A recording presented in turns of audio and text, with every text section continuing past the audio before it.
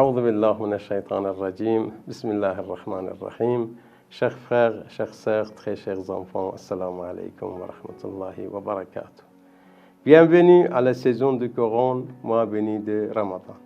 Alors, on a dit que selon les partisans d'Ahl al-Bayt, on a désigné 3 nuits comme la nuit des destins.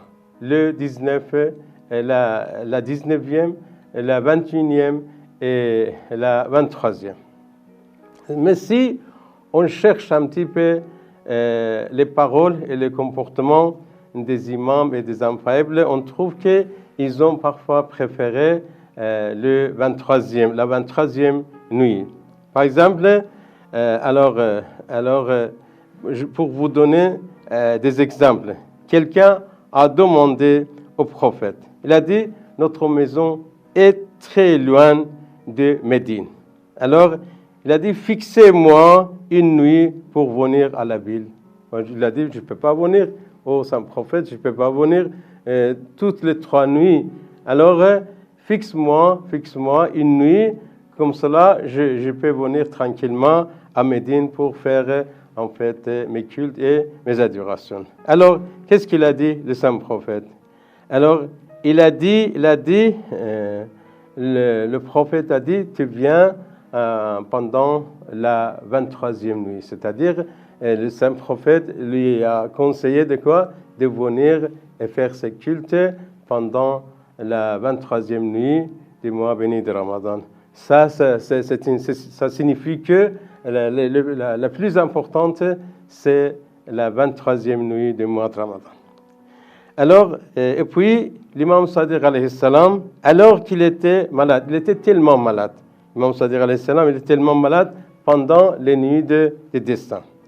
Alors, lorsqu'il arrive la 23e nuit, il dit, il faut absolument m'amener à la mosquée. Alors, il a voulu qu'on l'amène à la mosquée la 23e nuit. C'est-à-dire, la 23e nuit est très, très importante. Et puis, nous avons une autre raison, un autre hadith qui nous montre la nuit la plus importante, c'est la 23e nuit du mois béni de Ramadan. Alors, cette nuit-là, c'est-à-dire pendant la 23e nuit, alors Fatima al-Zahra, salamullah alayha, en aspergeant le visage, aspergeait de l'eau sur le visage des enfants, alors les empêchait de dormir. Et là, il aspergeait un petit peu l'eau sur le visage des enfants pour qu'ils ne dorment pas, pour qu'ils restent éveillés pendant la 23e nuit du mois béni de Ramadan.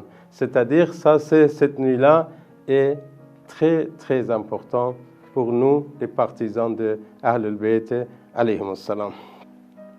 Alors, et en plus, le saint prophète, en fait, il ramassait son lit.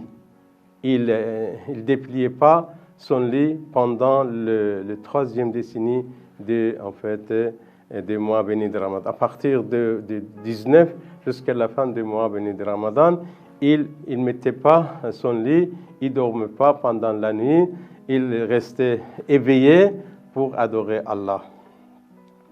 Il est rapporté qu'au cours de la dernière décennie du Ramadan, le prophète Muhammad sallallahu alayhi wa sallam pliait son lit et ne dormait pas la nuit. Voilà, c'est tellement conseillé de ne pas dormir, surtout pendant la 23e nuit du mois béni de Ramadan. Merci beaucoup. Assalamu alaikum wa rahmatullahi wa barakatuh.